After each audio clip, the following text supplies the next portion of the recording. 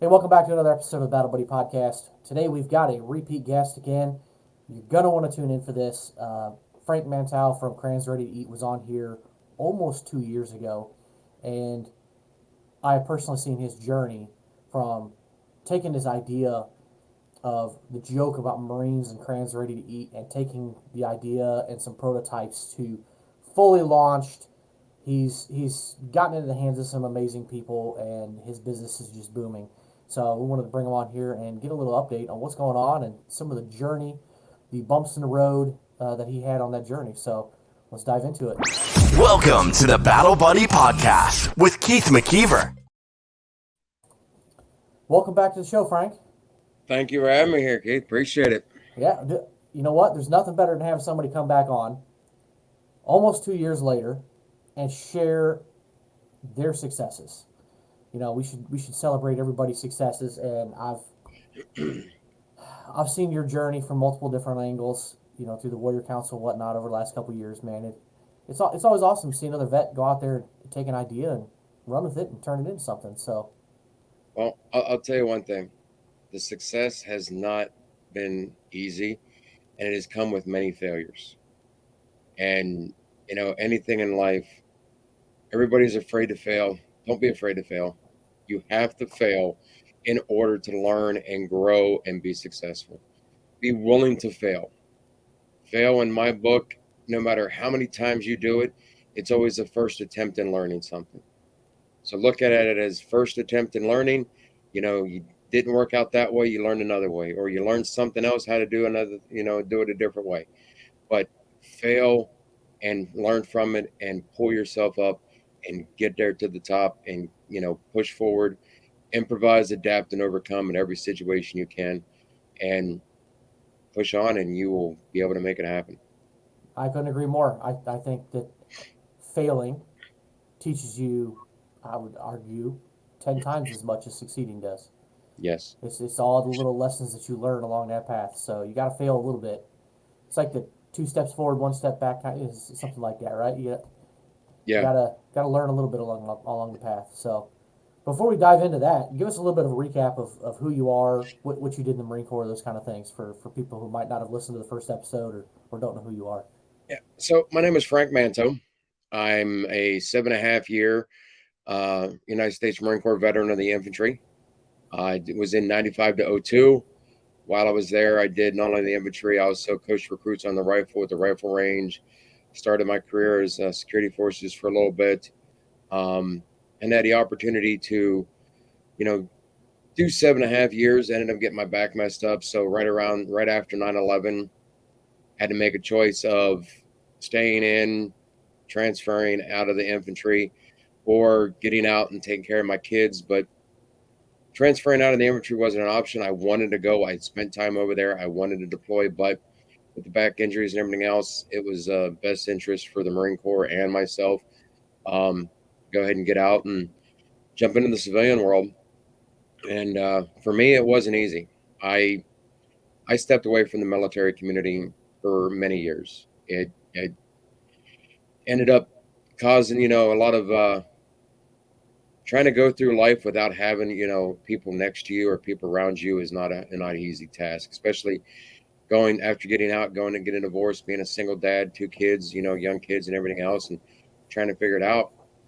And it wasn't until my kids were a little bit older that I started getting back into the military community and realized how much I missed um, the the camaraderie, the connections, the everybody to be able to who's in front of you, who's to the left or right of you, who can you surround yourself with, and really help me understand that you can't go through life alone. So you've got to have people around you, and the more you get out there, the more you get with people, and you start networking. Your network is your network. Show me your closest friends to share your future. They've said it many times to different people, and it's true. I can say that for a fact that the moment I started getting surrounded by people, I was able to reevaluate my life situations and what I was doing and how things I was going about things, and started making changes to better myself, not only personally but when I started the business endeavors to expand and grow those to levels that I never even thought of. And if you're not networking, you're not working. So, It's definitely one good way to look at it. And who doesn't like meeting more people yeah. and expanding it and connections and learning more about people. So, but you've been on this journey. Crayons Ready to Eat. I got it scrolling across the bottom. It's in the show notes for anybody listening or watching too. But uh, gosh, we met over 2 years ago in the Warrior Council veteran. It's a veteran um, group on Facebook, mastermind group, bounce ideas off of people, connect people, network, those kind of things. And I've seen you take this idea and basically a prototype when I had you on last time, this idea that you were, I think at that point in time, you were searching for a place to actually make the crayons ready to eat, if I remember right. You were looking at like kitchens and soup kitchens like on days off or churches and stuff like that, and just trying to explore that and refine the recipe and everything. And gosh, if people follow me, I did a live a couple months ago with me and my kids unboxing ours, and they got to pick, and they loved it. I'm glad I didn't have like a whole case of them because they would have they wouldn't have slept for 3 days. Right. They love their sweets, and they love that chocolate. But um, you've had quite the journey from there. So what I wanted to ask was what were some of those early kind of bumps in the road that you had after that, and how did you kind of get past some of that stuff? Well, answer the second part first. Improvise, adapt, and overcome. Adversity and perseverance is what got me through it. This 5 year journey has been hard. It hasn't been easy. It's been a lot of obstacles that have come into the way of it. And the one thing that the Marine Corps has taught me is how are you going to get over that obstacle? How are you going to get around that obstacle? How are you going to go through that obstacle? And that's what you need to be able to do is whenever you have those obstacles, what are you going to do to be able to get past it and be able to overcome that obstacle? Um, when we first talked back probably in April, I had just converted the Crayons Ready to Eat to an LLC. We decided to get out of the local cottage food realm and making it out of my kitchen to moving it into a much broader, large scale, nationwide opportunity to meet FDA requirements so we can ship our product across the country and everything. So at that time, we had just launched a crowdfunding. We went through Fund the First. We got connected with Warrior Rising in June of last year, of 2021, and was able to not only secure a grant, but we were able to get connected with multiple people within, business, and be able for me to take what I learned in the military, being a 5 paragraph order, a terrain map, SWOT analysis, and all these things and everything else, and what I learned in the military, and how to implement that to be able to operate the business and build a business, the business plan and everything to make it, get to that next level. Um, and getting those connections really helped out. And having Fund the First, knowing that unlike other traditional crowdfunding platforms, every 30 days I was able to start requesting funds off of that. So I could put it into the business, and um, which also held me to the fire that those that donated, we made sure that they were going to get their product, because now we were putting the money into getting the custom molds. Now we were putting the money into getting the packaging needed to meet the FDA requirements and get the down payments onto the manufacturer that we found after being told no, or not even getting an answer from over 60 some freaking chocolate manufacturers or confectionaries. And Well, let's just pause right there. That's 60 you didn't get an answer from. How over 60. a lot of people would have stopped at 5, or probably less. Go back to that failure thing. I mean, that's pushing on. So anyway, I just wanted to point that out. That's incredible. Yeah, and it's not taking no for an answer. It's finding out, well, what was it that that conversation entailed that had them say no. Well, some of it was we weren't doing we didn't want to put the volume or had the money to do what they were asking us to do. They wanted us to do 20,000 units. Can't do 20,000 units. We need something smaller just to get us off the ground and get us going. Or they come back with, we don't, that's not their realm. They don't deal with that. That's not their expertise. Okay, fine. Then we find somebody who is. Well, you re-engineered chocolate. We don't know what you did. We don't want to tap into it. We don't want to, attempt this and go through any of this. It's like we found two places that said yes, they will sign our NDA. They will talk to us. One, it just, the communication wasn't there. And then we found our manufacturer out of Tulsa, Oklahoma. And they were ecstatic to work with us. They understood that, we had, they love the story behind it. They support the military. They support the military community. Um, and to know that what we were doing was not only bringing a joke to reality, but we were making a product that was so versatile that it can interact with kids, parents, be able to have enjoyment with their kids, people that love chocolate, artists, daycares, and eventually, hopefully here within, you know, this time of the year that we will be getting not only in the retail locations, the fact that also getting us into restaurants to where we can have those treats in restaurants. It was like those visions and those ideas gave them the opportunity to sit there and say, yes, we will try to do what we can to make it happen. So we landed that. And between the crowdfunding, between the Warrior Rising, between the support of the community, and with no marketing, no paid advertising, no anything, and me getting out there and going to different events and getting involved with different entities to be able to see the community share our idea and our product with their followers and their people to not only get us a broad stroke here in the United States, but they talked about us on a podcast in freaking the UK and all these other different places, and it's like I'm just a freaking guy from the backwoods of Ohio that was an infantry grunt in the United States Marine Corps that, does woodworking, work blue collar jobs all his life and everything else, to have this product being talked about in multiple places and multiple industries was a game changer to know that we had something good. And going through, making it happen, and then we started getting these, and it's like you said, anybody would have stopped at 5. Then we had the problem of our packaging. We were supposed to launch, the goal was May 1st of 2022. We were going to have product launched. Well, we had an issue with our packaging. They came back with the wrong color on the stripe of the packaging. Had to go back and redo that. That set us back. All right, July, here we go.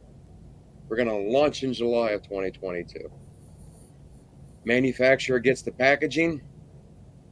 Somebody on the packaging line that made the final decision on the order read the paperwork. Instead of calling, emailing, saying anything, they saw CRE and thought maybe it was a typo, and it's supposed to be CRP packaging, which means child resistant packaging. So not only do you have one Ziploc access, you have 2 Ziploc accesses that is meant for like CBD or, product that's not supposed to be accessible by kids and everything else. So you got to take this line here. And I get a video from the manufacturers like, is this the packaging you wanted? And they were showing me, and I'm like, what? And it shrunk the packaging. So now our crayons would not fit in the packaging. They got 10,000 packages of wrong size. Had to go back. The packaging manufacturer fixed their mistake, and they didn't charge us. They went back and had it redone, and we restarted the whole process over again. To finally in August, I think it was August, they got the packaging right, got it to the manufacturer, and then he started getting it stuffed in to allow us to finally get product in September. And My intention was not to be able to ship the product. Our manufacturer was going to do the distribution for us. Well, with the economy opening up and the businesses trying to find people to work, a lot of industries over there in Oklahoma decided to say, "Hey, we'll give you $18 an hour to work at Target, or come to McDonald's for 15, and with the sign-on bonus." And a lot of these brand new college kids, or people that are interns and stuff, went and worked elsewhere to get a higher pay and lose their passion of what they went to school for. So now we had to, how are we going to ship this? Who's going to be able to do distribution? Send it out here to me. Send it to me. I will figure it out. I didn't have a location, didn't have anything for it. Got it shipped out here, and it trying to figure out how to do this. I don't know anything about shipping, packing labels, how to figure out the pack of the product and everything else. And it was a massive learning curve. And at that time, my uh, chief strategic officer, Flossie Hall, she has a great uh, understanding of business. She has a good network within her consulting company, and she was able to get us mill spouses to come on and help us with our marketing. Do our graphics design, do our social media, handle that for us, and was able to get somebody that was knowledgeable in sales and customer relations of buying products for different locations and everything. And that was able to help us. Okay, now we have somebody that understands that. What kind of package do we need to get to ship the product out? So shifted from doing the priority mailers, which were only fit so many in a box, or you fit not so many, and then you had to put stuff in, extra packaging to keep it from rattling around, breaking, and everything else. Yeah, because it's confusing to go to the post office and try to figure out what package you need. Exactly, right? I think So everybody has that problem. They go to the post office. I need to ship this. Like, what's the easiest, most cost effective way of doing this? It's mind exactly. blowing. And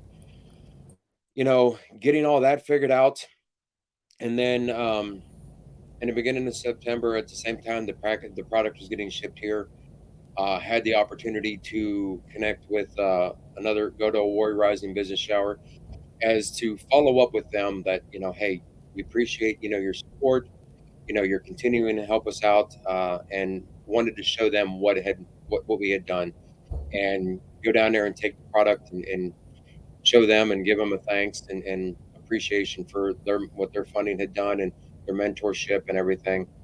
And it led me the opportunity to connect with Tim Jensen of Grunt Style, which he, within a 5-minute conversation, offered us the opportunity to do 10,000 unit LOI with Grunt Style.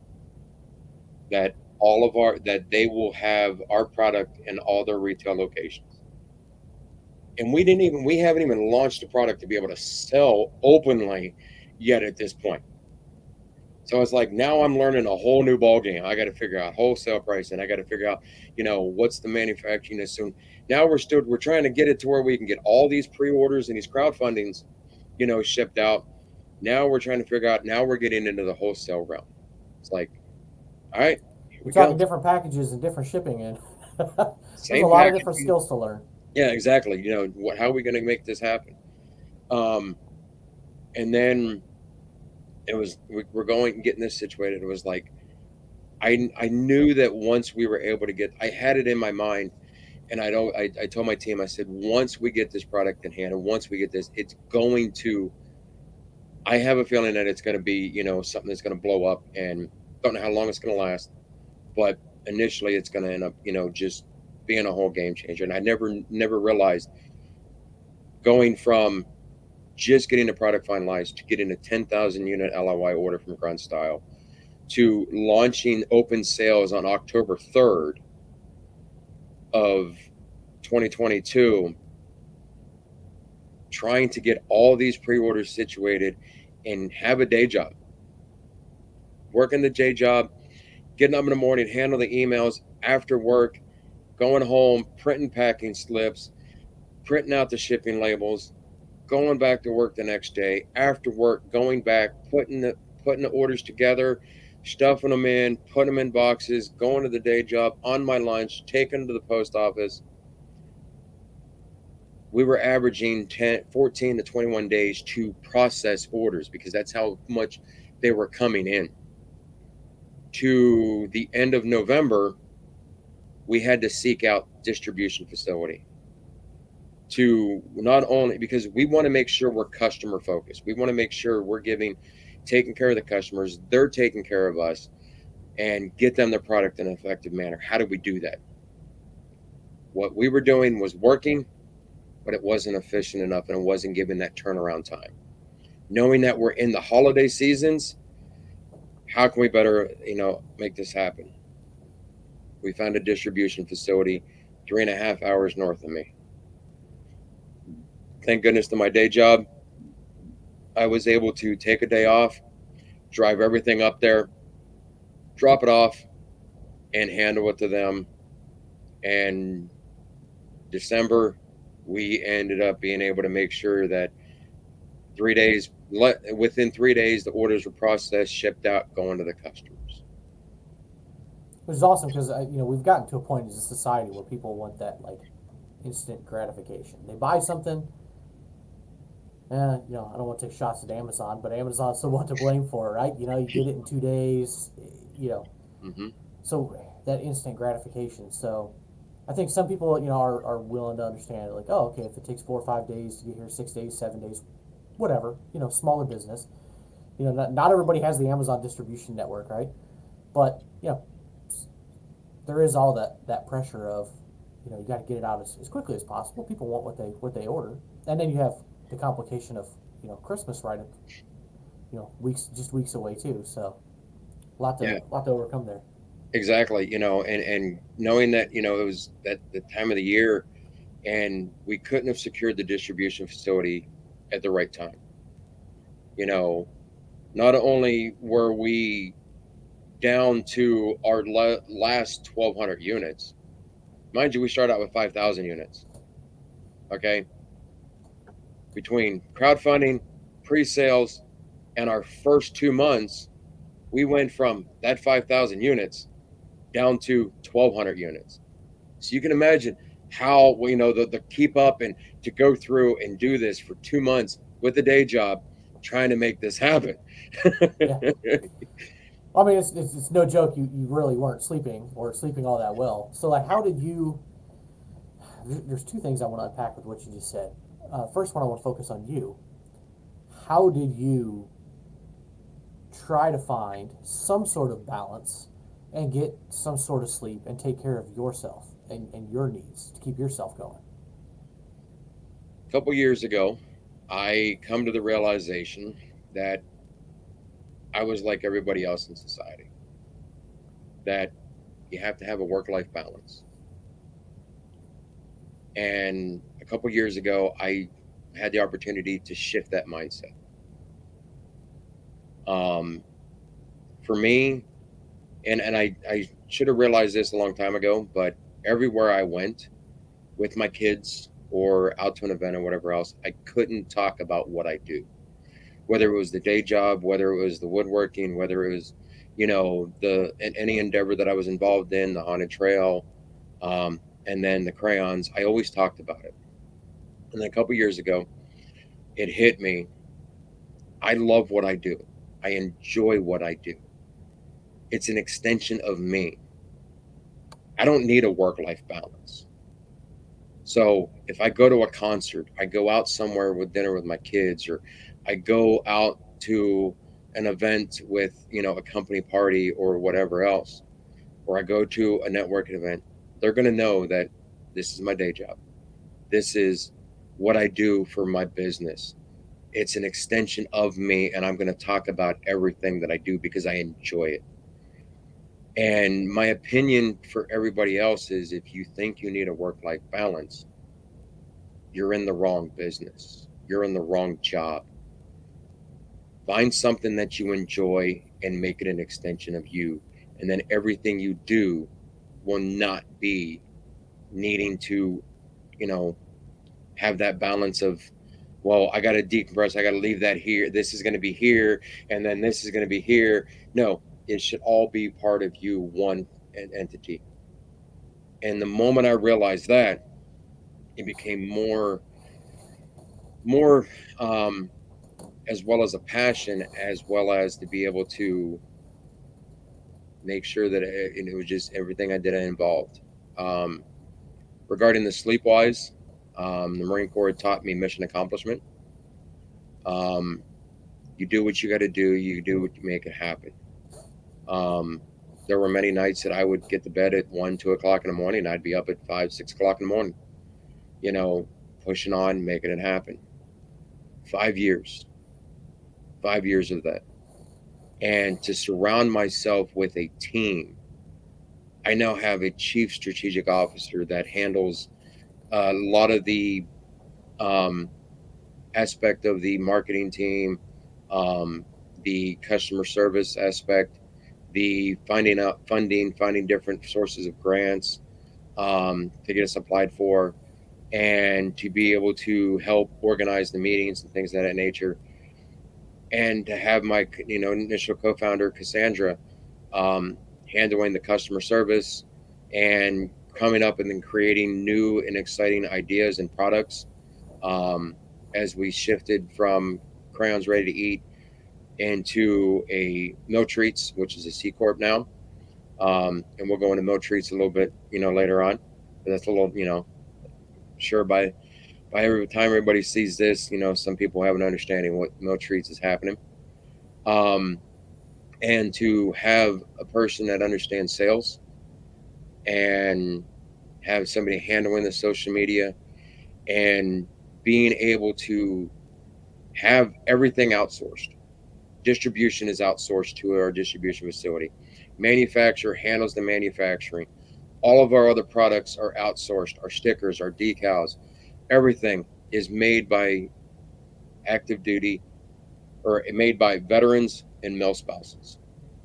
That they make the product, it goes straight to the distribution facility to allow me, finally, after 5 years of time of sacrifice and losing that sleep and putting the hard work into it, that it is true. There's a lot of people like, I want it overnight. I need that overnight. If you want it overnight, you've got the wrong mindset. It takes time. It takes hard work. It takes sacrifice. And it is a lonely road. To be able to get to the point now that I can be the CEO, I can be the one that is going to oversee the operations of the company, work with the sales team, because I am the face of the company. To be able to be out here at these events, going to do these things and manage my team and be able to have that reward of we finally made something with the work of a team and I didn't have to do it alone. Yeah, I like where you went with kind of that balance because I've said that many times. Like, there's no true balance, right? You can't balance out. Oh, I'm going to work 50% of the time and you know do whatever. But there's a lot of truth to it. If you love what you do and it becomes who you are, kind of deep in your soul, you're kind of always on, and you're always kind of energized by it. But sometimes you do need to flip that switch off for a couple of hours and relax, do a hobby, recharge a little bit. Is there, I know you love woodworking, Yeah. and haven't had much time in the last 5 years to do that. Is there anything outside of that, that you've been able to do to kind of those little periods of like, all right, Frank needs a timeout for half a day. Thing is I between like I said, the woodworking is therapy. It is that therapy. Um, it gives me, and a lot of other people, it could be, painting, it could be, other things. But for me, woodworking is that therapy to help me calm and unwind the mind and things of that nature. Um, on top of the woodworking, I had got into, got a diode laser engraver. So just to be able to do different things in the image and let that thing go and create some different things. Started dabbling into the 3D printing. Got a 3D printer to let figure out those things. And my mind is a creative mind. So I've always got to be somehow, what am I creating? How am I creating it?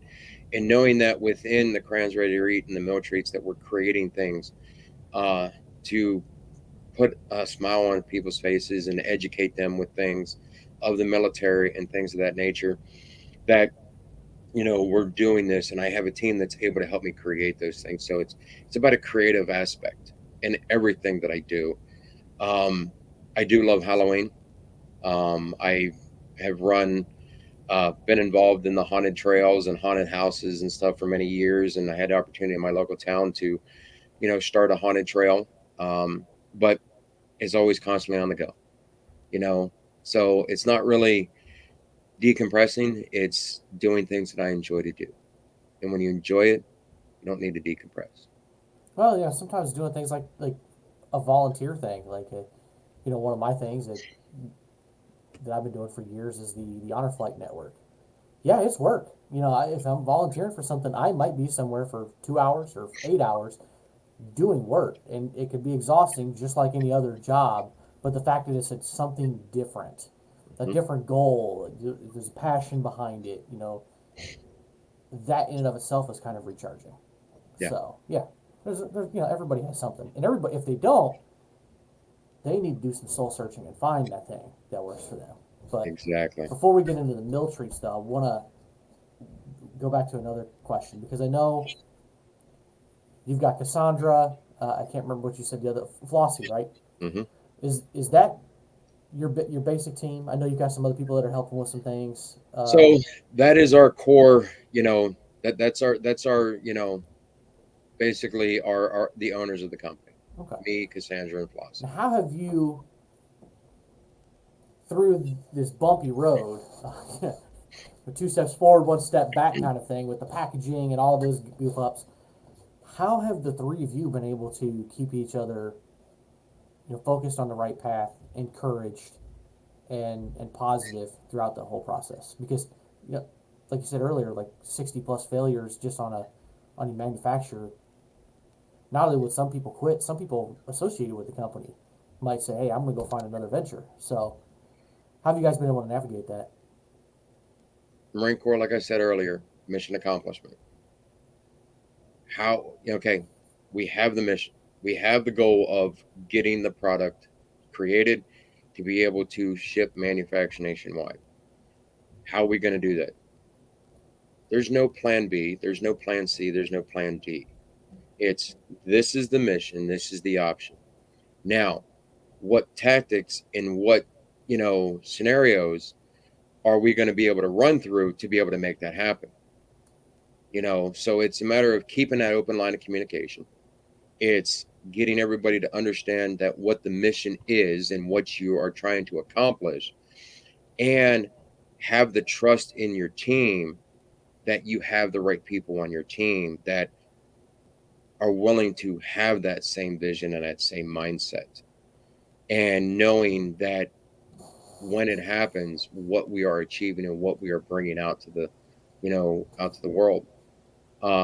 But a line of communication, consistent meetings, consistent openness of, okay, here's this. My idea may not be the right idea, but it's an idea. Made a decision. Take it to them, get their feedback. Let's all come up with what option and what way can we be able to make it work. You may have an idea of freaking what you're going to be able to do of trying to sell a house. Earlier we talked about, you learned about this, AI program. You know what I mean? So you learned about that, and you found that it had an opportunity to give you a better listing to list up the houses. How many other people in your industry are doing that? You don't know. You may be a Probably very couple, few. probably very few. But finding those options, listening to other people, and actually implementing and trying it. Listen, open for suggestion. And even if you don't agree with it, find a reason, come to that common understanding. Okay, all right, I may be wrong, you may be right, but let's give it a try. Let's see what happens and give it a try. If it fails, guess what? You learned something. If you succeeded, guess what? It's the right decision. Frank, that almost makes the hair on the back of my neck stand up. That is like the most military. I love it from a leadership perspective of like mission first. Here's the mission. Clear buy-in, clear communication. Everybody focused on that. Very clear, because there's a lot of companies out there that are not very clear on their mission, and that's definitely a testament to not only the mission but your leadership, as well as their leadership. For everybody has that aspect there to say, hey, we're in this together. We're pushing forward. We just gonna figure it out. Exactly.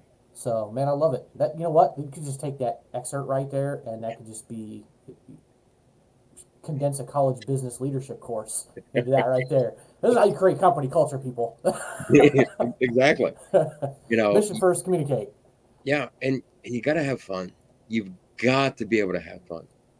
You've got to enjoy. You've got to be able to um, know that no matter where you go, and your team comes with you, and you can enjoy their company. You can, and just interact with them, and because you have to realize is that whenever you get into a business like this, the person that starts it, the person that created it, has the most passion for it. But when you get the like-minded people involved and you get people doing the things that they enjoy to do, you spend a lot of time with them, just like in your day job. If you have a day job, you spend a lot of time. You spend 8, 10 hours with them. And if you don't build a relationship that coincides outside of that work, to where you can interact and you can have fun and you can enjoy each other's company, go to lunch as a team every once in a while. You know what I mean? Connect with people and get to know who they are as a person. What do they enjoy? What do they like to do? What is their hobbies? So you can build those things and build a friendship. It's another family. Treat it as Yeah. such. That way, they're not another just another face, another name, another number in your company. Yeah, yeah, I love that. Well, you mentioned fun, and I know you've had a lot of fun at some of these events. Of course, we've known each other for a couple of years, so I've followed all your social medias.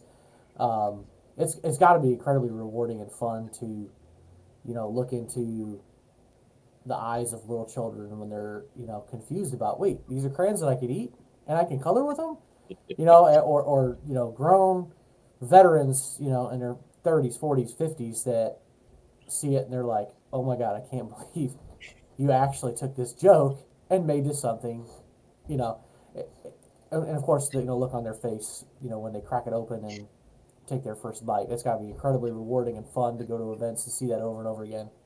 Big time. It is. It's unbelievable. Just you know, a crayon is one thing, but sitting there and you tell them that it's truly a colorable chocolate crayon, and then they're like, nah. And some people they'll just bite into it first, and they'll be like, oh my god, it tastes good. Now color with it. Holy crap, it actually colors. You know, and you'll see through our social media, different videos of people trying it and everything else, and it's just like when we did our Christmas time, we had one. Our she's actually the lady that handles our graphics design and everything else, and she did an amazing video for the holidays for Christmas with her daughter, and it just and that was and the funny thing is it was an authentic look on her face. It wasn't she basically told her daughters like, hey, color with these, and they had these wooden ornaments they had made by I think it was a better known company. um Colored on the ornament and enjoyed it. Get a chance, go back to our crayons ready to eat on our Instagram, and I think it's we put on our TikTok as well. But just to see that Christmas video is just it warms the heart. It's definitely mind-boggling that they actually work and they actually color. Now, I wouldn't recommend that use the whole pack to color a whole coloring book, because then you're just wasting good chocolate. But you got to find that balance, right? Yeah. Exactly. That's why we Find made it triangle shaped and a point at each end. So you color at one end and you're biting on the other end. Oh, okay, yeah. See, I goofed that up when I did my live unboxing of that. Then guess I'll have to get some more. My kids were begging me for weeks. I got it in the mail and I had it on my desk just because they're kids. Yeah. Anything could have happened if I would have left it upstairs within reach. They would have found a way to open it and eat it. They Yep. kept coming down here literally every day and tapping me on the shoulder and saying, "Dad, when can we eat those crayons? I really, really want to eat those crayons." And I'm like, "Okay, all right, guys, just hold on." I was like, I'm working on an idea. We're gonna do a live. We're just gonna do it. And to me, it was really important. I was like, I just gotta have my kids in there. Let's No, enjoy it. Let's go live and see it and see the look on their faces. They were so excited for it. So it they was great. loved it. I appreciate it. That was awesome. Yeah. I'm glad they As enjoyed it. So your meal treats. What kind of things do you have in mind there? Explain what you got on the horizon there a little bit more. So meal treats, Crayons Ready to Eat is going to be underneath of that. Um, so what we're doing with meal treats is we are bringing items, jokes, ideas, and things specifically tied to the military, that we can create into a treat, whether it be a chocolate item, like a ganache bar, or a truffle, or different things that we can create of taking physical items of the military, putting them into a treat, and connecting and educating people about military through the items we make as a delicious treat. So within those treats that we're going to have, people are going to have the opportunity to go on our website and get a little bitty excerpt whenever they receive the items of the history of those items. So it gives them an explanation, it gives them a connection of an understanding of the military, because there is a gap of that I've noticed, that some of the civilian side doesn't really understand what the military does and what the things we have, because sometimes when they say military grade doesn't mean it's the greatest thing in the world. You know what I Well, mean? we all know that for sure. Exactly. But a lot of people, I mean, they may have one person in their family that served in the Corps or the Air Force, whatever. But their whole perspective of the military may be based on that one particular branch. I got it all the time as Air Force. Like, oh, what plane did you fly? I still laugh when I get that. It's like, I didn't fly planes. My butt sat in a pickup truck behind it and made sure nobody touched it. You Yeah, know? exactly. It's knowing those things, and to be able to bridge that gap of giving that educational background to it, as well as hopefully here in the next few months, we can get a program in place, because uh, a lot of us in the military that have been deployed and been overseas and everything else, one of the hardest things to get when you're on a deployment is a treat, you know, a good quality treat, because when they ship it, it gets sent over, it goes, sits in a Connex box, it sits there for a couple weeks. You may not get mail for 2 3 weeks, that was wrote 2 3 weeks ago. You know what I mean? So what we're gonna be working on is we're gonna figure out, between shipping, distribution, packaging, containers, to be able to, hopefully, and this is a goal of ours, is to give people an opportunity to build a treat box, i.e., a care package, that will be able to be sustainable to send over to units that are deployed. Well, it's awesome because nothing you can do about the time, but anything to help with that freshness. There's nothing like half melted Girl Scout cookies or chocolate chip cookies that were like 2 weeks old that probably shouldn't eat. Right? You know what I mean? You know, so yeah, that'd be awesome. I remember. I mean, I remember getting care packages when both times I was in Iraq, and it's kind of funny. Once somebody gets a care package, it's like people can smell it a mile away. And heads start popping around the corner. What you got in there? What you got? Exactly. Nothing quite like it. So Yeah. So we're looking as a goal to be able to bridge that gap, um, and continue to give back to the organizations that we, on our websites, we round up right now to a couple organizations, and to help out, you know them as grow as well, as just it's not only about us and what we thought of. It's about how can we help those that you know are helping the community and helping the troops. Awesome, man. That's awesome. Those are some great goals. I can't wait to see, what the next few months or years of achieving those goals look like. So I appreciate you coming on, Frank, and kind of sharing and giving some good advice for people, on how to run their business and kind of how to navigate some of those hurdles. Because I don't care what business you're in, you are going to have hurdles.